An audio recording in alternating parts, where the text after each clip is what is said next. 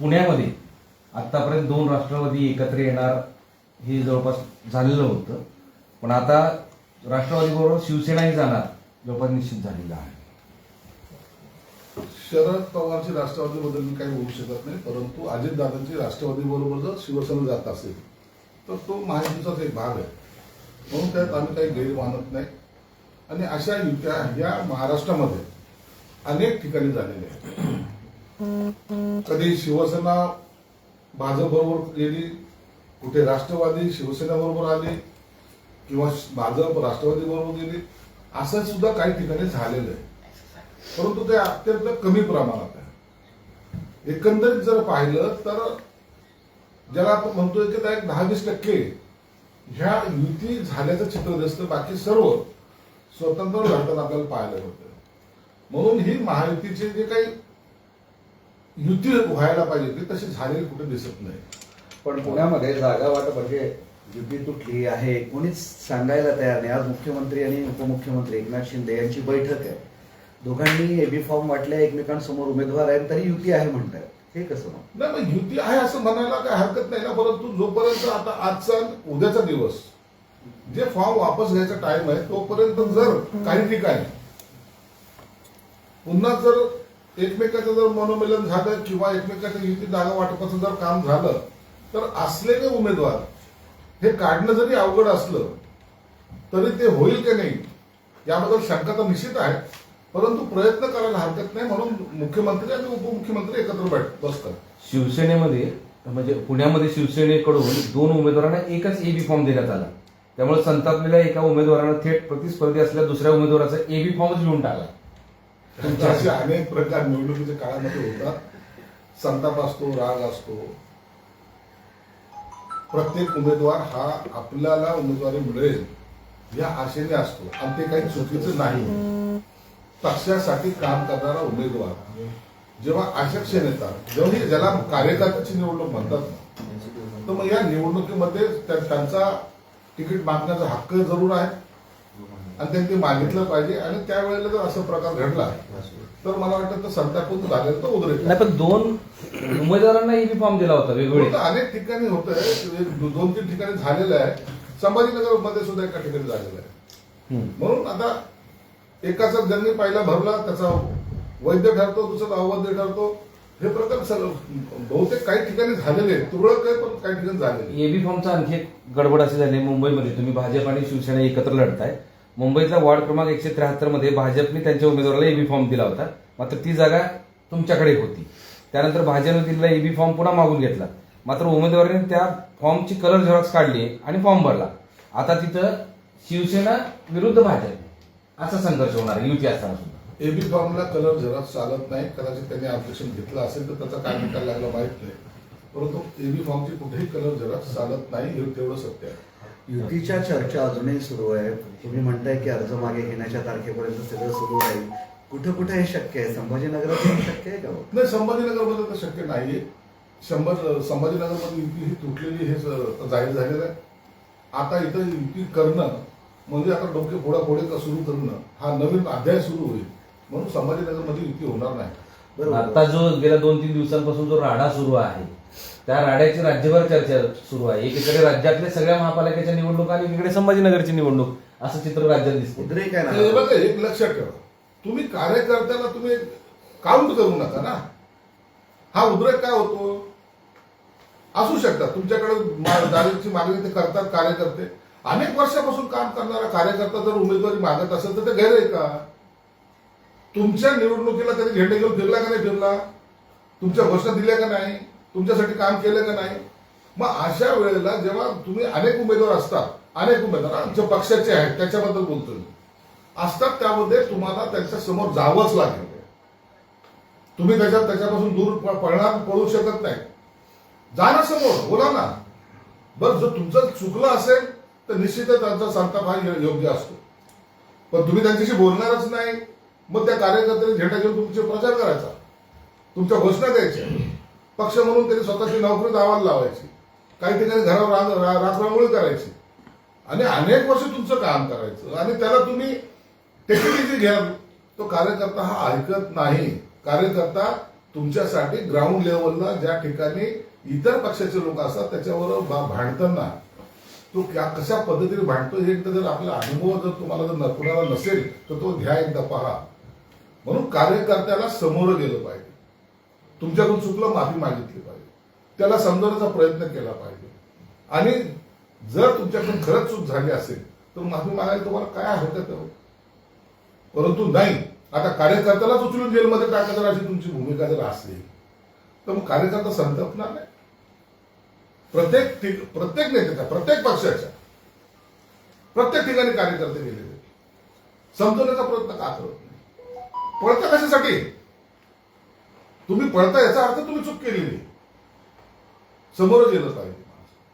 आणि म्हणून हे जे काही आता राडे जे चाललेत ना, हे फक्त त्यांचं म्हणणं न ऐकून घेतल्यामुळे झालेला राडा आहे. तुम्ही अनेक वर्ष त्यांना राबून घेतलं, परंतु त्यांच्याकडे केलेलं दुर्लक्ष हे आज तुमच्या आधी येतं. प्रचाराला निवडणुकीपूर्वी तुम्ही सर्वजण एक साथ कामाला लागा. तर कार्यकर्त्याकडे पैसे नसतात. कार्यकर्ते खिशातले काढून कष्टाचे पैशाचा पॉम्पलेट छापतो, लोकांचे दारोदार जातो, भेटतो. त्याचा झालेला खर्च तो कोणत्या आशेने केलेला आहे त्यांनी की मी एकदा तरी नगरसेवक होईल. मग अशा वेळेला त्याची भावना सुद्धा समजून घेतल्या पाहिजेत. म्हणून असे जे उठावाचं प्रमाण जास्त वाढलं ते कार्यकर्त्याला समजून न घेतल्यामुळे झालेलं आहे. तुम्ही आंदोलनाचंच विचारलं म्हणून एक विचारतो की तुमच्या घरासमोर एक आंदोलन झालेलं होतं, त्यातला तो महिलेचा एक व्हिडिओ फार सोशल मीडियावरती व्हायरल होतोय घोळ आल्याचं, तर ती तुमचे नातेवाईक आहे असं पण काहीतरी समोर आलं नंतर. माझ्या घरासमोर झालं आंदोलन, झालं ना. मी त्या महिलेला घरात घेतलं, पाणी पाजलं, समजवलं. आणि मला नंतर कळालं की माझे दुरून नातेवाईक लागते. तिनेच सांगितलं की तुमचे नातेवाईक लागते. नंतर त्यांना सगळ्यांना समजवल्यानंतर हसून तिच्याबरोबर आमच्या सगळ्यांचे फोटो सेशन सुद्धा झालं. कार्यकर्त्याला समजवलं पाहिजे, तुमची अडचण सुद्धा त्यांच्या लक्षात आणली पाहिजे. हेच तर निवडणुकीचं तंत्र असतं. मुंबईच्या प्रचाराला ठाकरे बंधू 4 जानेवारीला सुरुवात करणार आहे. संयुक्त जाहीरनामा, संयुक्त सभा आणि मुंबई आमचीच असं ते सगळे टॅगलाईन आहे. तुम्हाला काय वाटतं? त्यांच्या एक सभेचा एक वेगळा पॅटर्न असतो. एक जाहीर मोठी प्रचंड जाहीर सभा घेणे, मुंबई महाराष्ट्रापासून तोडू देणार नाही ठरलेलं वाक्य, परप्रांतीयाचा महापौर बसणार नाही दुसरं वाक्य, मुंबई आमचीच, तुमची नाही बाबा, मुंबई ही सर्वांची. गडचिरोलीमध्ये राहणाऱ्याची बी मुंबई, कोकणात राहणाऱ्यांची बी मुंबई, मराठवाड्यामध्ये राहणाऱ्याची मुंबई. प्रॉपर्टी नका समजू त्याला. मुंबई बद्दल प्रत्येकाच्या मनामध्ये एक वेगळा आदर आहे. परंतु ती सभा होणार, मग 1-2 सभा झाल्या की त्याचा प्रचार संपला. अशा प्रकारे प्रचार करून चालत नाही. परंतु त्यांचा तो स्वभाव आहे, त्यांची ती कार्यपद्धती आहे. त्या कार्यपद्धतीचा फटका या निवडणुकीमध्ये त्यांना बसणार आहे. संजय राऊत असं म्हणाले की सत्ताधारी पक्षांकडून उमेदवारीसाठी खुले आमपणे पैशाचा खेळ सुरू आहे. एबी फॉर्म सोबत भाजप 5 कोटी रुपये देते, तर शिंदे गट 10 कोटी रुपये देते, असा दावा त्यांनी केलेला आहे. संजय राऊतला काय माहित नाही, परंतु पैशाचे स्वप्न पडत आहेत.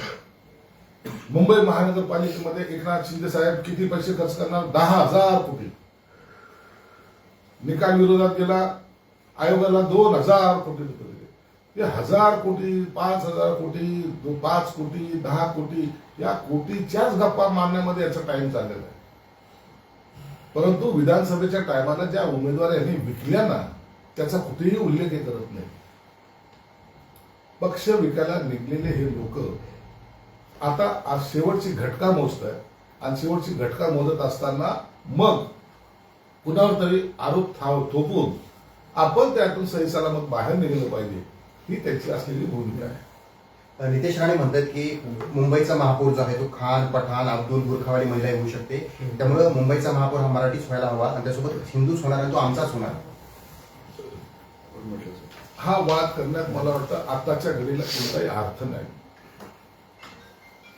मुंबईचा महापौर मराठी होणार, नक्की होणार. हा माहितीचा होणार, हे सर्व नेत्याने सांगितल्यानंतर त्याच्यावर पुन्हा भाष्य करणं मला वाटतं त्यामुळे एक वेगळी चिथवणी देण्यासारखा तो प्रकार असतो. म्हणून आता जे मोठ्या नेत्याने सांगितलंय तीच लाईन घेऊन आपण सर्वांनी पुढे गेलं पाहिजे. तुम्ही आता म्हणाले की जशी महायुती व्हायला पाहिजे होती तशी झाली नाही, त्याला कोण जबाबदार आहे? बहुतेक ठिकाणी स्थानिक कार्यकर्त्यांचा किंवा तिथलचे पदाधिकारी किंवा तिथलचे नेते यांचे आडमुठे धोरण सुद्धा कारणीभूत ठरलेले आहे.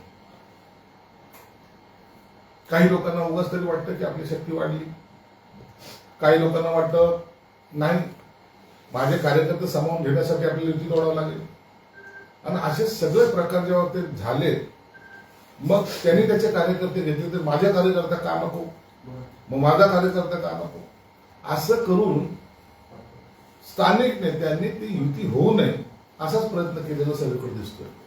म्हणून वरिष्ठांची जरी नेते युतीची जरी महत्वाकांक्षा होती परंतु स्थानिक पातळीवर त्याला छेद देण्यात आला हे तेवढं सत्य आहे. भाजप कारण संभाजीनगरमध्ये पण भाजपने ते केलंच ना. आता भाजपवाले खोटंही बोलतात हे तुम्हाला मी पुरा विषय सांगू शकतो. हे माझ्याकडे त्यांचं पत्र आहे. या पत्रामध्ये त्यांनी दिलेल्या जागा, देव केलेल्या जागा आहेत. या जागेमध्ये कोणत्या जागा दिल्या होत्या, काय दिलं होतं हे सर्व याच्यात आहे. परंतु हे सर्व असताना सुद्धा हा प्रस्ताव त्यांना कसं आपल्याला थोडासा 2 जागेचा विषय करत होता हे सांगितल्यानंतर सुद्धा ऐकलं नाही. त्यांचं मुळातच युती तोडायचं हीच त्यांची धारणा होती आणि मग त्यांची युती तोडलेली. म्हणून आता कितीही खोटं बोललं तरी हा कागद तर लागणार नाही ना. म्हणून युती तोडण्यासाठी भाजपच कारणीभूत आहे हे तेवढं सत्य आहे. पण भाजपचे नेते असं म्हणतात की आम्हाला लेखी स्वरूपात कुठलाही प्रस्ताव शिवसेनेकडून दिला गेला नव्हता. प्रत्येक बैठकीमध्ये जयस्वाल वेगळं बोलायचे, चिरंजीव वेगळं बोलायचे, जिल्हाध्यक्ष वेगळे बोलायचे आणि शिरसाट वेगळे बोलायचे. मग आम्ही ठरवायचं कसं की कुणाचं खरं आहे, कोणता प्रस्ताव तुम्ही मोठ्या भावाच्या भूमिकेत होताना प्रस्ताव करून द्यायचा आहे. तुम्ही दिला ना प्रस्ताव. आणि जेव्हा मुख्यमंत्री साहेबांशी, देवेंद्र फडणवीस साहेबांशी, एकनाथ शिंदे साहेबांशी बोलून आपण जो प्रस्ताव फायनल केला त्यातल्या 2 जागा तुम्ही का डावलल्या याचं उत्तर आहे का काही? याचं काही उत्तर आहे का? नाही तुमच्याकडे उत्तर. तुम्ही बोलता एक करता एक, मुद्दा म्हणून मेक कशी मारायची हे तुम्हाला माहिती. मग मुख्यमंत्री साहेबांचं ऐकत नसाल तर त्याचे भोग आता भोगावं लागतात. असं की तुम्ही ज्यांच्यासोबत सत्तेत आहात त्यांच्यासोबतच महानगरपालिकेत तुम्हाला लढायचं आहे, तर तुमचे प्रचाराचे मुद्दे काय असणार आहेत? कारण की थोडंसं अवघड होईल मित्रावर टीका करणं. मित्रावर टीका करायची आम्हाला गरजच नाही. आम्ही डेव्हलपमेंट हा विषय आमचा असणार आहे. प्रामुख्याने डेव्हलपमेंटवरच बोललो पाहिजे. लोकांना तुमच्या पर्सनल भांडण्याचं काही घेणं नाहीये. लोकांना त्यांच्या पाणी प्रश्नाचं काय झालं, त्यांना रस्त्याचं काय झालं, लाईटचं काय झालं, ड्रेनेजचं काय झालं किंवा स्वच्छतेचं काय झालं आणि होणारी डेव्हलपमेंट हाच लोकांच्या डोक्यात विषय असतो. नाही तुम्ही एकमेकाची कसे भांडले, वा वा वा. लोकांना वेळ नाही तेवढं टाळ्या वाजवण्यासाठी. म्हणून डेव्हलपमेंट हा आमचा अजेंडा असणार. असं आहे की पाणी प्रश्नाचं श्रेयावरनं तर लढाई होणारच आहे. ते कोणी सोडवला पाणी प्रश्न?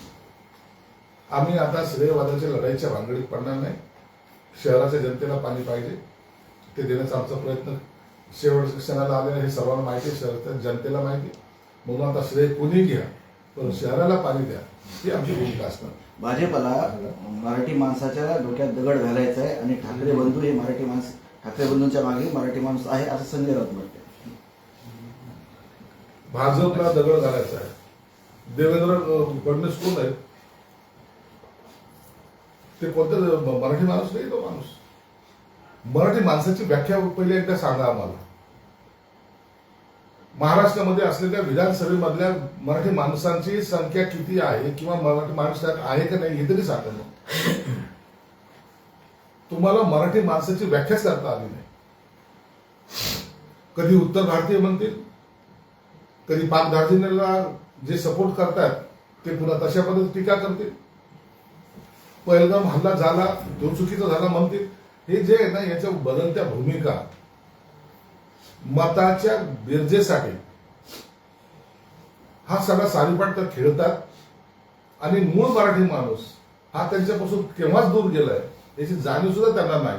म्हणून आता मराठी माणूस कोण याचं सर्टिफिकेट आता या दोघा भावाकडून घ्यावं लागेल.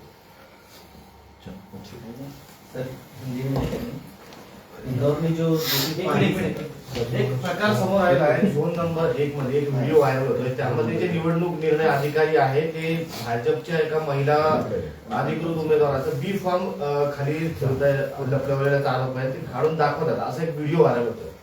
नाही, या संदर्भामध्ये जो कोणी त्या इलेक्शनचा इन्चार्ज असेल, मला वाटतं जी श्रीकांत आयुक्त त्याचे इन्चार्ज आहेत, त्यांनी ती गंभीरपणे दखल घ्यावी आणि त्या अधिकाऱ्यावर जर चुकीचं असेल तर त्याच्यावर कारवाई झाली पाहिजे.